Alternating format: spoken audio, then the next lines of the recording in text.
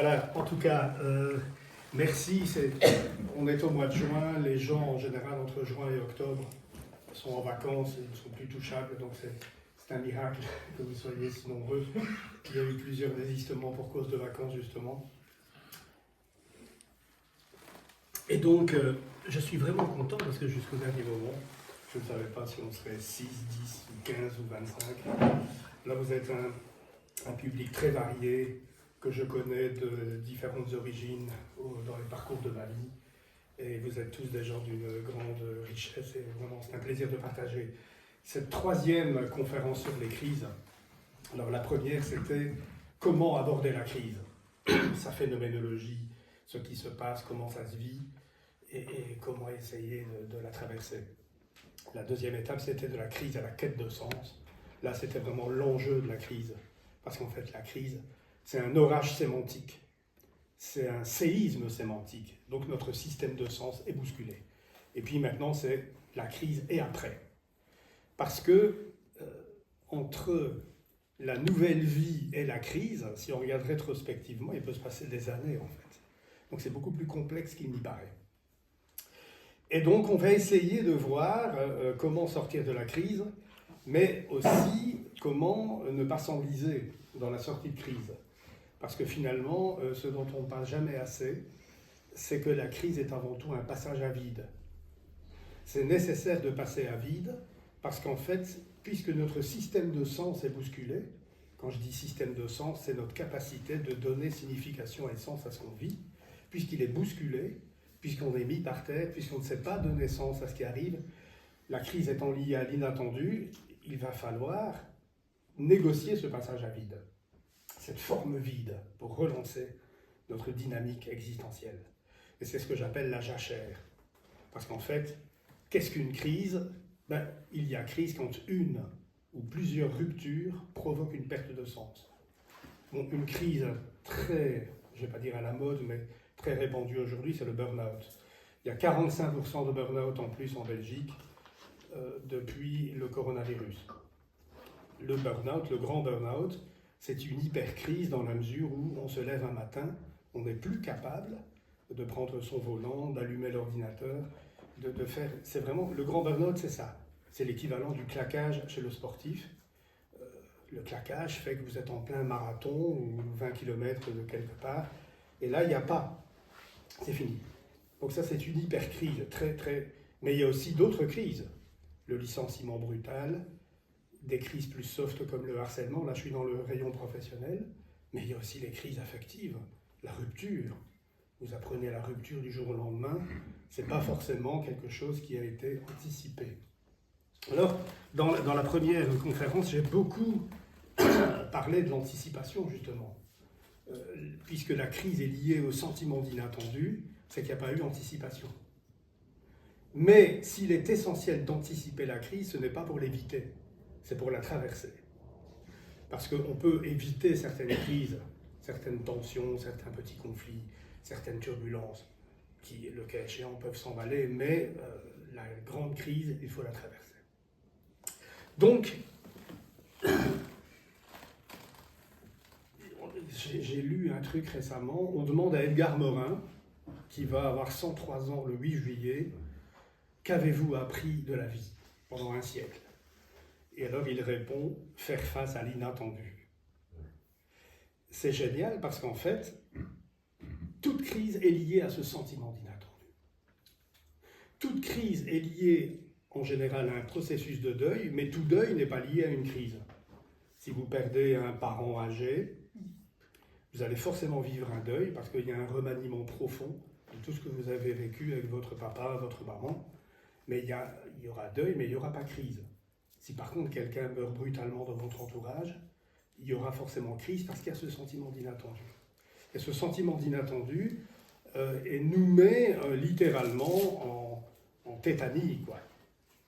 Nous met en stupeur. On appelle ça la sidération de l'imaginaire. Alors ça peut être beaucoup de choses. Ça peut être aussi une cumulation de ruptures. Vous connaissez tous ces films où la personne apprend qu'elle est virée, elle rentre, le monsieur rentre chez lui, trouve sa femme au lit avec son maman, Entre-temps, il est complètement démantelé, et il découvre que ses enfants se droguent en allant les chercher à l'école pour la première fois depuis longtemps. Bref, il y a eu des films comme ça. Et donc, c'est parfois une concaténation de ruptures qui provoque ce sentiment-là. Alors, avant d'aller plus loin pour comprendre comment sortir de la crise, il faut quand même resituer, et je vais réaborder brièvement ce que j'ai déjà abordé dans les précédentes conférences, mais c'est un rappel nécessaire, c'est que nous sommes dans un monde en crise. Actuellement, nous sommes dans une situation où il y a, si on prend la métaphore des anneaux olympiques, puisqu'on est dans une année olympique, il y a cette histoire, en fait, les 5 anneaux, c'est un peu les 5 grandes mutations, les 5 grands défis auxquels nous sommes confrontés. Premier anneau, la crise écologique. La crise écologique, c'est le réchauffement climatique. Ce sont toutes les lignes de faille de la collapsologie dont on parle énormément, à savoir les théories de l'effondrement. On voit toute cette dérégulation climatique qui provoque des phénomènes extrêmes. Et tout ça nous ramène également à une énorme problématique de demain, c'est la crise de l'énergie, puisque d'après les recherches les plus sérieuses, la production de pétrole va carrément baisser de 20 points, quoi. Donc on va devoir revoir complètement nos modes de vie. Et aujourd'hui, on est vraiment dans un défi écologique monumental. Personnellement, je ne suis pas éco-anxieux, je crois profondément qu'on va trouver des solutions, mais on est vraiment dans une problématique extrêmement précise. Deuxième anneau olympique, c'est la crise, bien évidemment, économique, puisque, vous le savez, on épuise les ressources naturelles annuelles de la Terre. Le 1er août, c'est fait. C'est déjà même avant maintenant. Et donc, enfin le 1er août, je m'en rappelle parce que c'est mon anniversaire, mais il y a 2-3 ans, c'était le 1er août, les ressources de la Terre sont épuisées pour l'année. Et donc ça va de manière digressive, maintenant c'est déjà deuxième quinzaine de juillet. Donc là, on est vraiment devant un problème économique monumental, tout simplement parce qu'on a une économie qui est basée sur le profit. On exploite la terre, on la déforeste, on l'épuise, et là on est vraiment devant un problème qui est tout à fait lié au précédent. Puisque cette outrance de profit provoque des débauches d'énergie qui vont provoquer le réchauffement climatique. Alors maintenant, je ne me prononcerai pas si ce réchauffement est purement humain ou lié à des cycles, ça se discute, mais enfin il y a quand même un grand consensus en la matière. Troisième anneau olympique, la crise géopolitique. Alors aujourd'hui, c'est un jour très particulier parce qu'en fait, on est dans les commémorations du jour J. Je ne sais pas si vous les avez vus, mais 80 ans après, il y a à nouveau des bruits de bottes. On parle d'envoyer des instructeurs européens, surtout français, en Ukraine. On va autoriser à tirer sur les Russes avec des armes européennes et américaines. Ça sent l'escalade. On est vraiment aujourd'hui dans une configuration géopolitiquement qui est extrêmement âpre, puisque, et il ne s'agit pas du Sud global en fait, cette expression à la mode qui essaie de masquer les choses, non, il s'agit de véritables empires populistes, violents, qui sont en train d'éclore. Il y a la Chine, il y a la Russie, il y a toute la problématique, le bouillonnement oriental, proche-oriental, face à l'Occident. On est vraiment dans une tectonique d'épaules et c'est très très complexe. Donc ça, c'est la troisième ligne de faille. Quatrième grande crise, c'est la mutation ontologique. Et alors là, c'est quelque chose de très important parce que nous sortons de 3 siècles de rationalisme et en fait, on découvre que toute notre vision matérialiste, rationaliste est en quelque sorte profondément battue en brèche. Alors ça a commencé il y a un siècle, ça a été la révolution de la physique quantique, où au sein de la matière la plus profonde, on a découvert que les électrons autour de l'atome, autour du noyau de l'atome, se comportent comme des ondes ou des corpuscules, selon la manière dont on les observe, et c'est quelque chose de très important, puisque c'est ce fameux principe d'incertitude d'Heisenberg, qui date de 1927, où on découvre qu'au niveau quantique, subatomique, nous interagissons avec l'univers. L'univers nous apparaît selon la manière dont on l'observe, alors qu'on nous a éduqués dans une posture où justement nous sommes extérieurs à la matière. Et nous sommes extérieurs à la matière, donc chargés de la dominer. chargé de nous en charger, avec un pouvoir extrême, puisque nous sommes séparés de l'univers, nous devons dominer l'univers. C'est le sacro-saint principe d'un homme qui est limité à son ego et qui doit matériellement dominer la vie, avec tous les problèmes que ça a provoqués. Et donc là, au niveau subatomique, il y a une véritable révolution. Elle se manifeste notamment par le fameux théorème de Bell. Le théorème de Bell, vous prenez une paire de photons, vous les séparez, vous changez la polarité de A, B, même à 10 ou 20 000 km, change spontanément. Ça veut dire qu'au niveau quantique, subatomique, l'espace, le temps sont abolis. L'information circule plus vite que la vitesse de la lumière. Et c'est tout le génie d'un Jung, dont c'est l'anniversaire de la mort. Il y a beaucoup d'anniversaires aujourd'hui. Il est mort, on a même un roi qui fête ses 90 ans. Mais Jung est mort le 6 juin 1961, il y a 63 ans. Et lui, il est allé très loin dans le dialogue avec les physiciens et a découvert qu'en fait, les lois de l'inconscient profond relèvent, c'est pas la même chose que le monde subatomique, mais relèvent des mêmes phénomènes, ce qui explique les télépathies, les rêves prémonitoires, et ce fameux phénomène de synchronicité sur lequel je ferai une conférence le 3 octobre prochain, si Stéphania, si tu es d'accord, bien sûr. Et donc, c'est très important parce qu'en fait, au niveau subatomique, au niveau de l'inconscient profond, on se rend compte que les lois de l'espace et du temps sont complètement chamboulées, elles sont transcendées.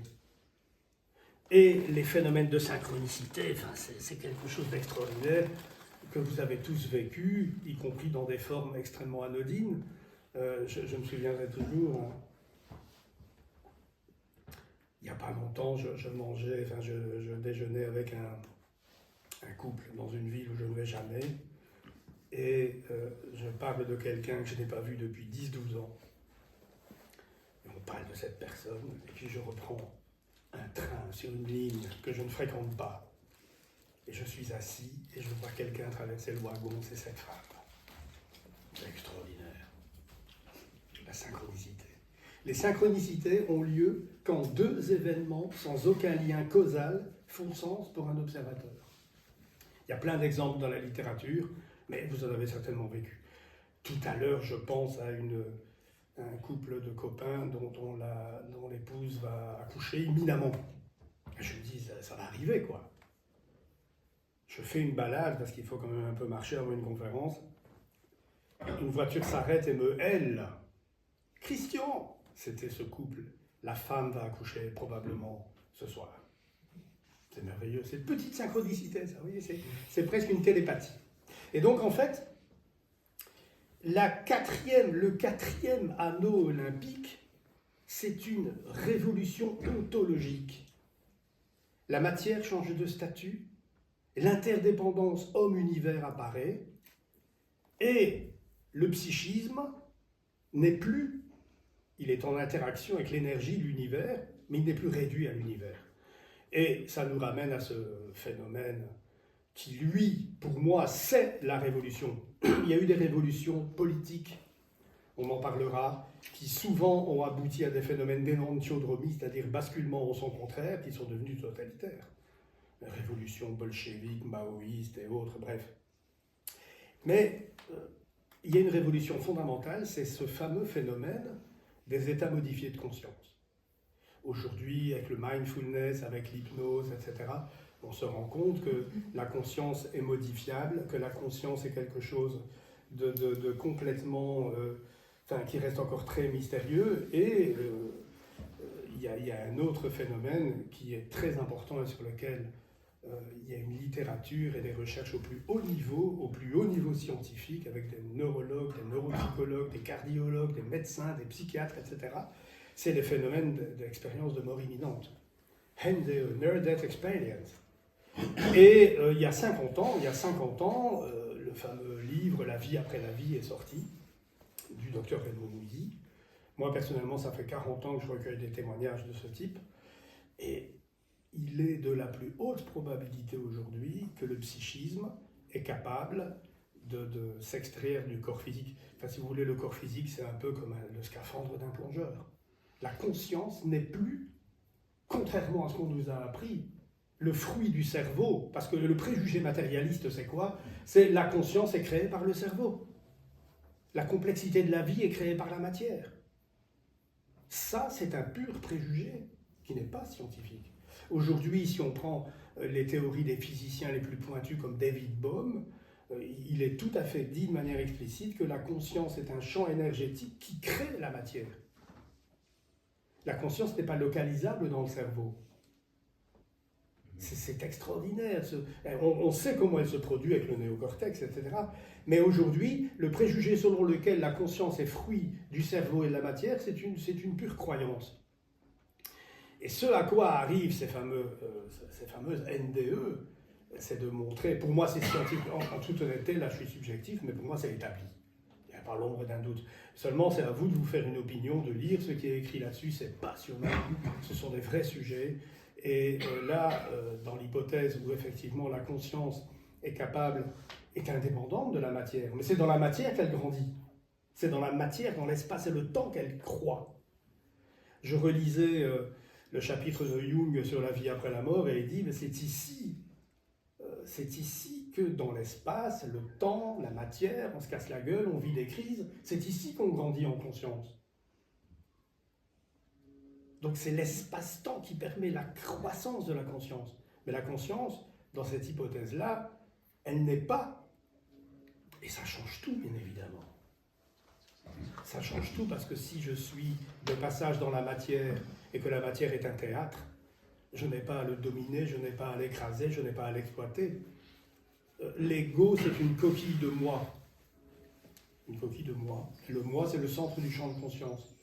Et tout l'apport de Jung, de la psychologie transpersonnelle, des philosophies orientales, c'est de relier ce moi au soi, c'est-à-dire le noyau énergétique, au centre, lui-même relié au soi universel. Les Indiens appellent ça l'Atman. L'Atman individuel est relié à l'Atman universel. D'où ces phénomènes d'éveil que nous évoquions, Jean-Michel, le 11 avril, à savoir que certaines personnes sont connectées à leur soi, mais aussi au soi universel. Tout ne fait plus qu'un, tout n'est plus que faribole et théâtre. Un peu comme si on était dans un monde, une œuvre d'art qui s'observe elle-même. Et ça, ce sont les phénomènes d'éveil. Ça, c'est la quatrième roue. Ça change tout. Aujourd'hui, ça a commencé avec la physique quantique et la psychologie des profondeurs. Aujourd'hui, nous avons déjà mis un paradigme qui remet en question complètement les 3 siècles de rationalisme. Et par conséquent, est à même d'aménager de nouveaux modes de vie qui nous fassent sortir de l'impasse totale dans laquelle on est. Impasse énergétique, impasse économique, avec tout ce que ça entraîne, les inégalités, le fait que 5% des humains possèdent 95% des richesses, etc. Parce que toute la misère géopolitique découle de ce matérialisme rationaliste. Ça, c'est très important. 5e anneau olympique. Et là, on va dans la foulée du précédent, puisque ça rejoint encore Jung, mais pas que. Il y en a d'autres, il y a Toynbee, il y a Eliade, il y a Gilbert Durand, il y a Gaston Bachelard, le philosophe, il y a Jean-Charles Pichon, grand écrivain mythologue français, très peu connu. Et en fait, c'est que cet inconscient profond qui résonne aux lois de la quantique, cet inconscient profond est dynamisé par des archétypes, des structures vides. C'est toute la dimension des archétypes chez Jung. Et ces archétypes, que font-ils? Ils s'expriment par des symboles, des images. Et ces images donnent quoi sur un plan narratif? Elles donnent des mythes, des mythologies. Toute croyance philosophique, métaphysique est basée sur un mythe. N'importe laquelle. Vous pouvez aller chercher. Et ces mythes sont eux-mêmes liés à des cycles. Bon, tout ça, je l'ai fort développé la fois passée. Mais forcément, à partir du moment où les images archétypales s'expriment par des mythes, des narrations, des croyances, ça peut être le mythe védique, ça peut être le mythe chrétien, ça peut être le mythe Il y en a plein d'autres. Hein. C'est très intéressant de faire d'ailleurs l'étude comparative de ces mythes qui eux-mêmes se figent dans des religions et des systèmes souvent à terme qui sont très vivants et beaux au début, mais qui s'accrochent, qui se crispent, parce que tout simplement, tout mythe a une dégénérescence. Mais alors c'est intéressant parce que cette tectonique des mythes, ce mouvement des mythes lié à des cycles, provoque non seulement des changements narratifs, mais aussi des bascules idéologiques. Parce qu'en fait, nos idéologies, nos discours politiques, que ce soit l'amour, la fraternité, l'égalité, la justice, ce sont des émergences archétypales liées à des cycles. Et ça, c'est fou. Parce qu'en fait, prenons un exemple très simple, 2 exemples. Aujourd'hui, on va vers un nouveau mythe parce que le grand dieu de l'ère d'amour, de l'ère des poissons, si vous voulez, est il bat un peu de l'aile, en quelque sorte, et les mythes antérieurs sont en pleine bousculade, et par conséquent, tout ce bouillonnement idéologique fait que, par exemple, la justice, qui est l'avant-dernier mythe, s'écroule, avec ses corollaires, la tribu, la famille, l'ordre, le patriarcat. Quand on écoute bien, aujourd'hui, c'est la mort du patriarcat. Et il y a un regain extraordinaire de son mythe opposé et complémentaire qui est l'égalité. L'égalitarisme, le wokisme, les singularités s'imposent comme totalitaires, et c'est tout le discours politique aujourd'hui. On a soit une nostalgie patriarcale de l'ordre établi, et on voit ce que ça donne comme goût de l'ordre et le danger des populismes et de retour à des empires crispés, ou au contraire, l'égalitarisme, tout va. Et on voit très bien dans les discours, notamment d'autres discours extrêmes, le wokisme est un exemple extraordinaire. Et alors là, on voit tout ça. Et en même temps, ce qu'on pourrait appeler une certaine gauche traditionnelle reste sur les mythes fondamentaux, égalité, liberté, fraternité, qui essayent de tenir le bateau démocratique. Autre exemple, le dernier mythe, puisque c'est le mythe de l'amour chrétien qui est lié au couple, ben aujourd'hui, la crise affective, c'est la crise d'un mythe, le mythe d'amour. Et on est oscillant entre amour et liberté quand on réfléchit bien, quand on va au plus profond. Les gens sont partagés entre l'amour et la liberté. Ça, c'est une schématisation extrême. Mais quand on prend la kaléidoscopie cyclique de tous ces mythes, on comprend les crises actuelles. C'est lumineux. C'est ce qui se passe aujourd'hui, et ça va plus loin, ça je l'ai longuement développé la fois passée, c'est lié aussi au mouvement géopolitique. Puisque tout simplement, actuellement, ce qui se passe, on parlait des pôles, des blocs, l'Ouest, l'Est, le Sud, etc., c'est lié aussi, puisque chaque peuple, chaque continent a ses propres mythes. Et donc tout ça est d'une cohérence absolue. Et si vous apprenez à lire ce génome archétypique, vous pouvez retrouver la sérénité. Parce que le monde est terriblement présenté, en tout cas comme turbulent. Séisme. Les crises sont des séismes sémantiques, Lionel. Bon anniversaire. Il y a plein d'anniversaires cette semaine. Hein, bon. Et 12 juin, 11 juin, 11 juin, 8 juin. Pas beau ça? Bon. Et donc, j'ai mes 5 anneaux olympiques. À partir de là, si j'ai une crise professionnelle, qu'est-ce que c'est un burn-out? Soit ce sont des gens qui sont surinvestis dans leur travail, parce qu'on a nourri un narcissisme dans le fond, reconnaissance, toute une sorte de Pascal Chabot, qui venait beaucoup aux inattendus, ici à Tournai, avait écrit un très beau livre là-dessus. Le burn-out, c'est surchauffe d'un monde froid. Des gens surinvestis narcissiquement dans le travail, avec toute l'identification au masque, et qui s'écroulent. Ou alors c'est la pression, la surcharge, le néolibéralisme, l'ultralibéralisme, violent, sauvage, dans les entreprises, parce qu'il n'y a pas que le burn-out comme ça, il y en a bien d'autres. Ce qui est intéressant, c'est que dans le fond, c'est quoi? Quand on parle burn-out, on voit une crise de l'identité de l'homme, anneau numéro 4, sur une tectonique des mythes qui font qu'un système est en train de s'effondrer. Anneau numéro 5. Vous voyez ? Les ruptures à répétition, l'instabilité affective, l'incapacité, l'éclatement de la famille. Tout ça, c'est l'anneau numéro 5 dans la tectonique des mythes. Seulement, on le vit singulièrement. On est dans notre époque. Et donc, ce qui est intéressant, c'est que quand on apprend à lire, on peut comprendre davantage nos crises. Alors, la phénoménologie, on la connaît. Stupéfaction, inattendu, sidération de l'imaginaire, difficulté de donner sens à ce qui arrive, grosse interrogation, tendance à la culpabilité pour se réapproprier comme sujet ce qui se passe.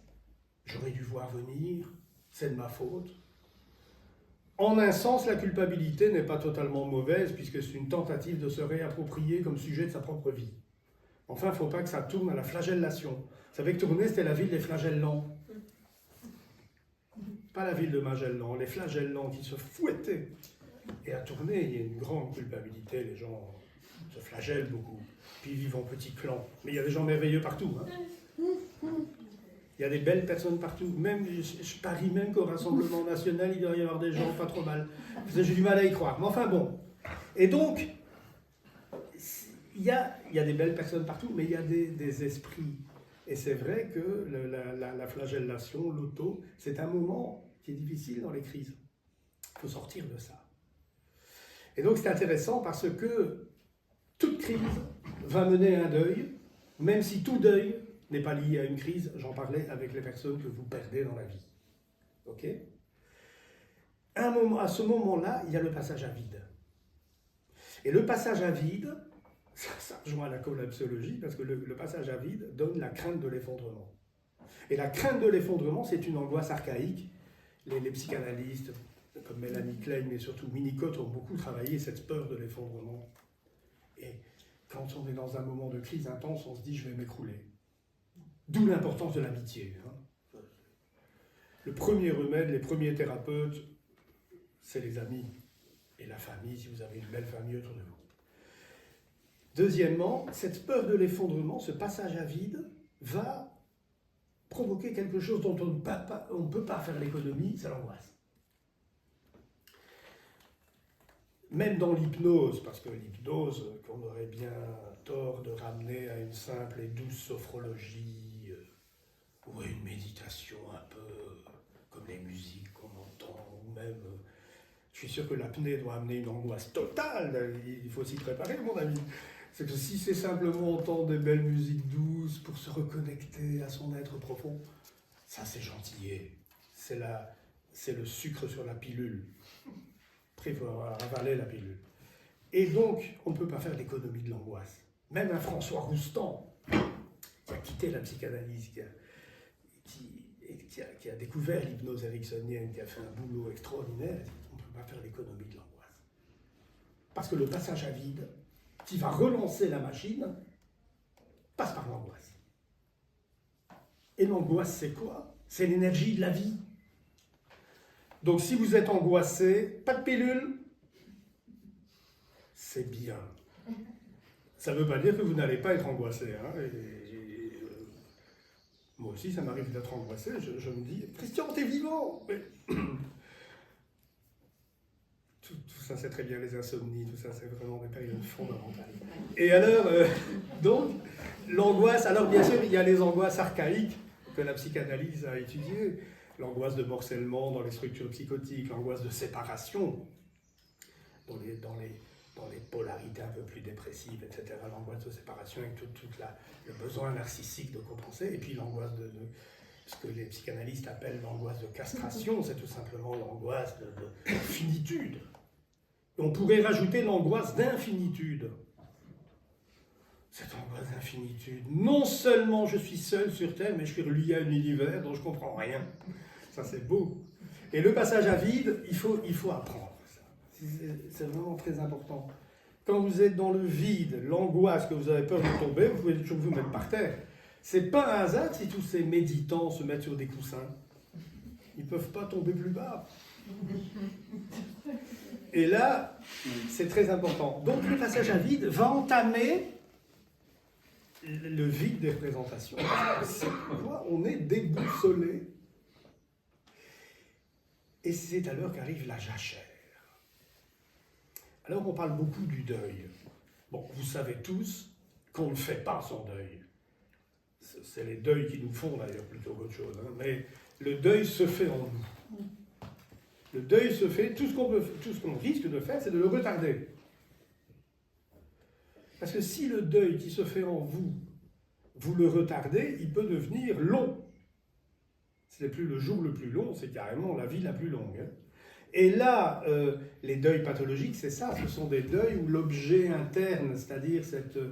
Parce que qu'est-ce que c'est l'objet interne? C'est qu'on a introjecté à partir de nos parents, en fait, de nos contenants, on a construit un objet interne qui, en fait, en vérité, est archétypique. Il est déjà là, mais il faut quand même l'entourer, le contenir. Mais si cet objet interne est mal établi, il peut y avoir ce qu'on appelle la mélancolie, c'est-à-dire une incapacité d'investir la vie, et donc une sorte de deuil pathologique perpétuel. Il y a des gens comme ça. Mais donc, notre tâche, c'est de permettre au deuil de se faire, de le laisser s'accomplir, mais c'est après qu'on entre dans la jachère. Exemple extraordinaire, relation amoureuse,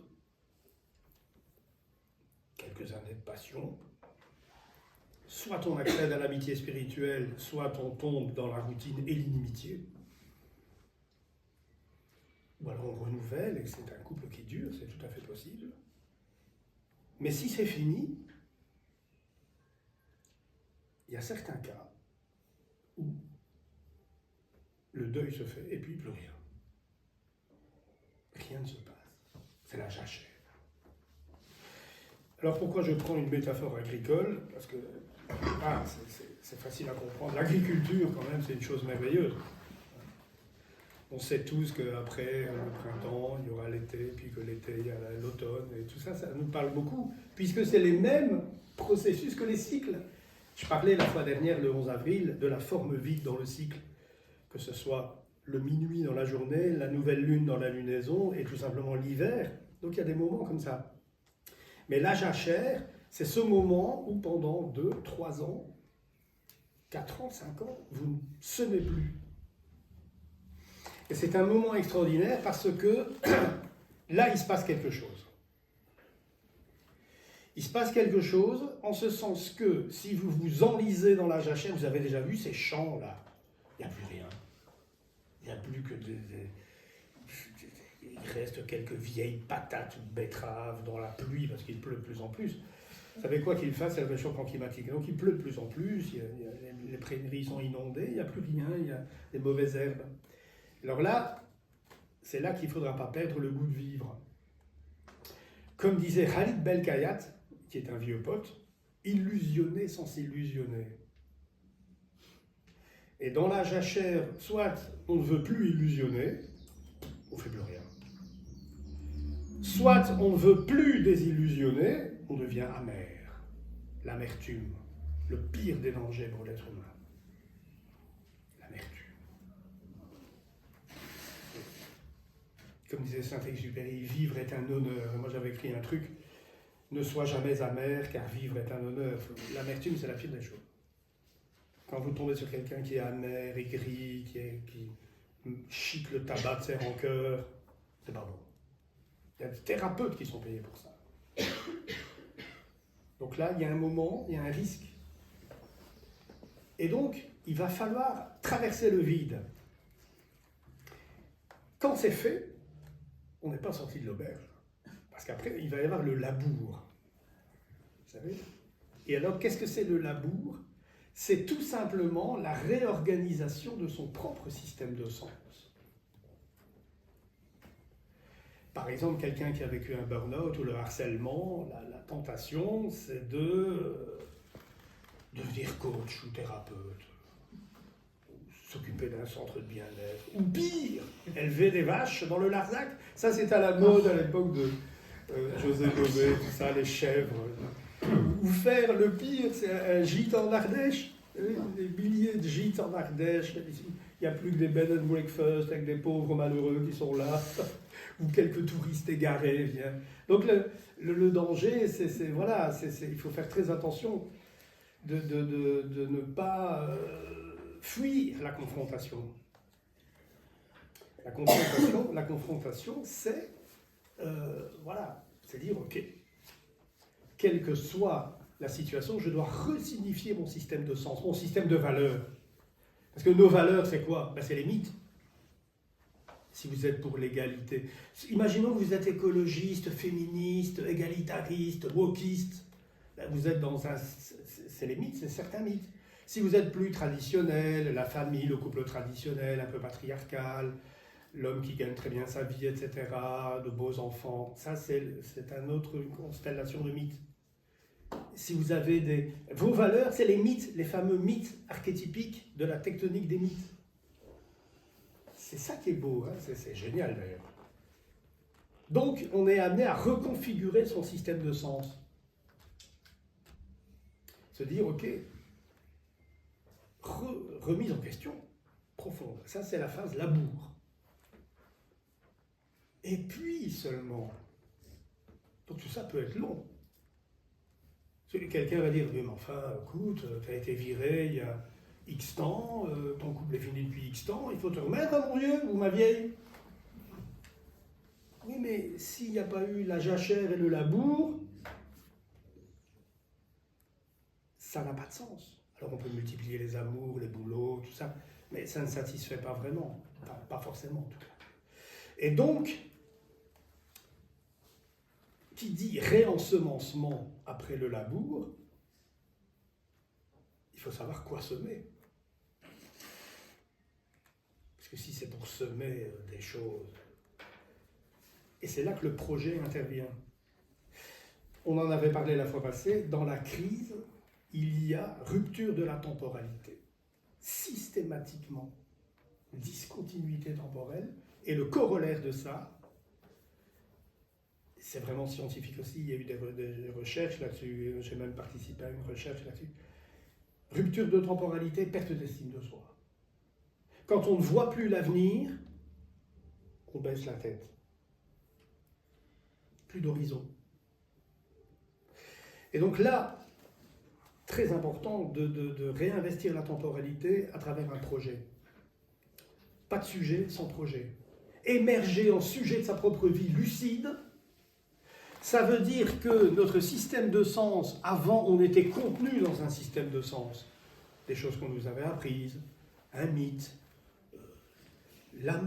c'est comme ça, le conformisme, c'est comme ça que les choses se font. Tout explose et du coup on devient contenant de son système de sens. Rupture acteur-système, si on prend le social, si on prend le professionnel, rupture acteur-système, je ne suis plus identifié, je décolle mon masque social, je me réapproprie mon axe, donc je contiens mon système de sens plutôt que d'être contenu dans un système de sens collectif. Mais il faut aussi recoudre la temporalité, estime de soi, perspective, projet de vie. Très important. Alors bien évidemment, quand on a atteint une certaine illumination, qu'on a 80 balais, le projet de vie n'est pas la même chose que quand on a 28 ans, qu'on va seulement mordre la vie, qu'on va seulement faire des voyages autour du monde, qu'on va seulement avoir des bébés et tout ça. Forcément, il y a cette fameuse histoire du cycle de vie. Rappelez-vous, 30 ans, qui suis-je? Globalement, 28-30 ans. Midlife crisis. Que crée-je? 40 ans bientôt. Cette semaine? Oui. Donc, midlife crisis, comme je le dis souvent, chez les hommes, c'est plus compliqué parce que la crise d'adolescence dure de 8 à 48 ans. À 50 ans, le gars, il se pose des questions très sérieuses et puis il entre dans la crise d'obsolescence. Et c'est là qu'on voit les quinquados avec des capuches, des trucs troués. Et ils sont là en train de draguer les petites nanas et puis ils veulent tout péter. Et puis la femme qui a en général 30 ans de plus en maturité qu'un homme, c'est là que ça se corse. Et c'est comme ça qu'on trouve des femmes seules. Elles sont belles, rayonnantes, solaires, elles ont 50 ans et plus. Il n'y a plus personne. Ce sont les hommes, comme dirait l'autre. Ils n'ont pas fait le débarquement, ceux-là. Hein. Donc c'est quoi? Oui, parce qu'après les guerres, il n'y avait plus d'hommes. Vous savez, petite anecdote, qu'en 1915, dans cette boucherie, entre nous, on est en train de la refaire en Ukraine, à la boucherie. Hein, c'est les tranchées d'Ukraine. Hein. On peut mettre des drones, on peut mettre des missiles, on peut tout mettre avec des présidents qui veulent envoyer des instructeurs, mais c'est la même boucherie qui a 100 ans. Et ces femmes, vous voyez, c'est comme ça qu'on s'est intéressé énormément à la vie après la mort dans les années 15. Les mecs apparaissaient dans le miroir, on voyait leurs mains sur les vitres. C'est comme ça qu'il y a eu des apparitions massives de personnes décédées. À ce moment-là, ça a été un sujet, on n'en parle plus maintenant, c'était énorme. Bref, tout ça pour dire que où sont les hommes? Et ces femmes-là qui, voilà. Et donc, midlife crisis, que crée-je? Et puis la cinquantaine, quand tout se passe bien, c'est que sais-je? Au service de quoi suis-je? Et puis la soixantaine, c'est le deuxième retour de Saturne. Le long, je suis en plein dedans, moi, avec 62 et demi, le long apprentissage du détachement. Puis parfois on a des cas où ça a bien marché, comme l'homme à la casquette, là, le vieux paysan, intelligent, avec ses moutons, ses chats, dans le détachement total, voilà, vous voyez, voilà. Et donc, ces âges de la vie, c'est là qu'un projet de vie est important. Et comme je le disais en parlant à ma nièce, effectivement, le projet de vie n'est pas le même à 28, 30 ans qu'à 60 ou 81. Mais ce qui est très important, c'est que, et là moi je travaille beaucoup comme ça, une fois que j'ai accompagné la personne avec l'accordage, avec l'écoute, etc., et puis le décodage de ce qui se joue dans la crise. Il y a quelque chose à comprendre en général. À ce moment-là, après l'accordage et le décodage, on va vraiment dans le recadrage radical. Je remets pour autant que la personne soit prête, bien évidemment. Ça peut prendre du temps. On fait la futurisation. C'est-à-dire que là, on fait les lettres du futur. Et je vous avais donné l'exercice le 21 février, lors de la première conférence. Par exemple, toi, tu vas avoir 40 ans, Anna, tu es le jour de ton anniversaire, le 11 juin, dans 5 ans. Et tu écris ta lettre du futur. C'est comme ça qu'un jour, j'avais fait ça avec une dame, et dans 7 lettres. Dans la 6e, le mari avait disparu. Je dis, ah ben, il n'est plus là. Explosion, crise totale. Donc c'est dangereux, les lettres du futur. Gardez le mari, si vous pouvez. Je ris. Mais donc, les lettres du futur sont extraordinaires pour accoucher du projet de vie. On peut faire ça aussi sous forme d'hypnose, en écoutant les rêves. Et alors, en général, moi, ce que je fais, c'est quand on a travaillé ces lettres du futur au crible de la critique, parce qu'on ne les laisse pas comme ça, elles doivent être positives, mais on essaie d'en repérer les éléments fondamentaux. On voit également, à travers un CV existentiel, tous les éléments ressources dont la personne dispose pour mettre en œuvre. Et alors là, moi, comme je fais de l'astrologie depuis 40 ans, j'offre le ciel de naissance pour valider le projet de vie. Et c'est passionnant, bien évidemment. C'est génial parce que là, on voit si cette futurisation correspond à des éléments de projet que le ciel de naissance, qui est lui, le ciel de naissance, c'est quoi? C'est votre partition archétypique, personnelle, votre potentiel structural qui est à mettre en œuvre dans la partition et dans la vie. C'est passionnant. Mais, soyons clairs, l'astrologie n'est pas déterministe et prédictive. C'est la science, entre guillemets, elle donne l'enjeu des moments traversés, notamment de la crise, puisque tout est synchronistique, mais aussi le moment de l'enjeu désiré. Et c'est là qu'on entre dans le projet de vie. Est-ce que ce projet me ressemble? Est-ce qu'il est cohérent? Est-ce qu'il est pertinent? Sans citer David, rappelle-toi, on avait fait une prévisionnelle, et là on avait mis en lumière tout ça, et tout s'est passé. Je ne savais pas que ce serait l'apnée des films, hein, mais on voyait la tonalité, c'était génial. Et c'est très important. Par contre, il y a des gens qui n'ont pas de projet particulier, tout ce qu'ils veulent simplement, c'est être cool, relax. Et l'âge joue beaucoup. Mais donc, pourquoi insistais-je un instant là-dessus? C'est parce que tout simplement, recoudre la temporalité, c'est se remettre en projet, pour autant que le projet soit cohérent, qu'il nous ressemble, pertinent et faisable. S'il n'est pas faisable, s'il n'est pas réaliste, ça peut amener à des échecs. Ceci dit, la meilleure école de la vie, c'est l'échec. Hein. Mais il faut être désidentifié. Enfin, moi, j'ai une règle de vie, je suis désidentifié de l'argent et de la réussite. Donc, si j'échoue et si je suis fauché, je ne suis pas identifié. Je n'ai pas le droit de m'identifier à ça. Donc, ça permet de rester zen. Ce qui n'empêche pas les confrontations, bien évidemment. Donc, l'échec, comme je dis toujours, la barque échoue pour retrouver son fil de vie. Et souvent, d'ailleurs, quand il y a échec, c'est qu'il y a eu un point de glissement.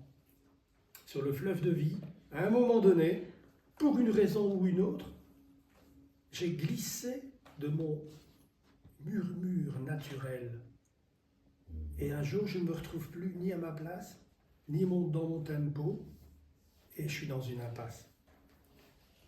Et ça peut provoquer une crise et une nouvelle jachère. Donc tout ça, c'est un chemin qui est, je ne vais pas dire périlleux, mais quand même. Et après cette phase de réensemencement, ça peut durer pas mal d'années tout ça, hein, il faut écouter le blé grandir, enfin le blé ou l'avoine, parce qu'après il y a plein de dangers encore. Il y a les orages, il y a les tempêtes, il y a les animaux, il y a les sangliers qui arrivent. Comme pendant le coronavirus, les sangliers qui déambulaient dans les grandes villes, là, c'est extraordinaire, dans les champs, enfin, tout ça. Donc il faut pouvoir accompagner cette voilà. Donc et puis un jour il y a la récolte. Mais le danger de la récolte, si je puis dire, le danger de la récolte, c'est que quand vous avez rentré votre grain, le champ est à nouveau vide. Mais si vous restez sur vos acquis, vous risquez à ce moment-là, c'est le cas de la retraite. Ça existe plusieurs cas que je connais d'infarctus foudroyant à la retraite, où la personne a attendu tellement longtemps pour enfin savourer, paf, cancer. C'est un peu caricatural et il n'y a aucune moquerie dans mon propos, loin s'en faut. Mais une retraite se prépare parce qu'elle procède à un deuil. Et quand je dis retraite, c'est pas seulement retraite professionnelle, c'est le SNV, c'est le syndrome du nid vide. C'est tout simplement le fait que la passion, parce qu'il y a beaucoup de couples qui ne sont plus ensemble, mais qui restent sous le même toit. Tout comme il y a des couples qui n'arrivent pas à se séparer et qui se quittent. Vous savez, ce genre de couple où 10 ans après, la personne dit « mais on n'aurait jamais dû se quitter ».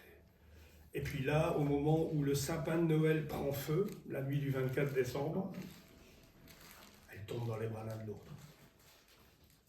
Donc, c'est très complexe. Hein.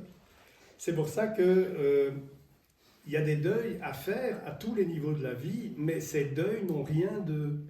Enfin, c'est presque une... C'est pas douloureux. Ces deuils-là, je veux dire, les deuils inhérents à l'évolution.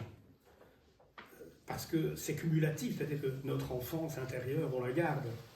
Notre adolescence intérieure, on la garde aussi. Notre réussite sociale nous a appris plein de choses sur ce qu'on pouvait faire. On les garde, tout ça. Mais il y a quand même un travail qui fait que tout ça nous mène à ce que Jung appelait le processus d'individuation. Il n'y a pas que lui. C'est ce qui fait qu'à un moment donné, désidentifié du jeu social, centré dans son axe, on s'ouvre à ce qu'il appelle le soi, c'est-à-dire le noyau énergétique, le noyau divin dans l'homme. Mais ce processus d'individuation a été étudié sous toutes les cultures, et le grand apport d'un Jung, c'est d'avoir trouvé dans l'alchimie une sorte de modèle pour comprendre le processus d'individuation, mais aussi pour traverser les crises. Et il y a un moment donné où il faut se mettre au diapason de son soi, à travers les rêves, à travers l'écoute des rêves, ça peut être à travers un travail thérapeutique ou artistique, il n'y a pas de règle. Hein. pour savoir, mais finalement, quelle est ma place dans l'univers.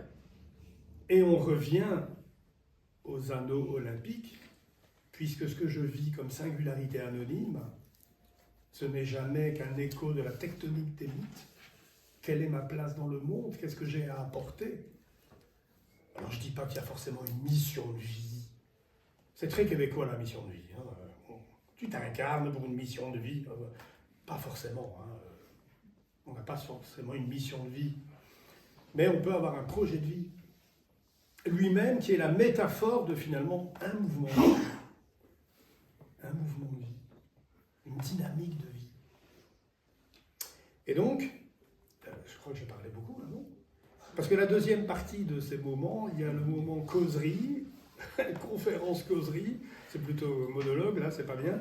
Et puis conférence, conversation. Vous aurez le loisir de poser toutes les questions que vous voulez, en sachant que je n'ai aucune réponse précise, mais surtout des clarifications et des témoignages. Mais donc, l'intérêt de tout ça, c'est finalement de se dire que la crise est créatrice. Mais que sortir de la crise, c'est un véritable cheminement qui nous centre dans notre axe et qui nous met à l'écoute de plus grands que nous. Merci de votre attention.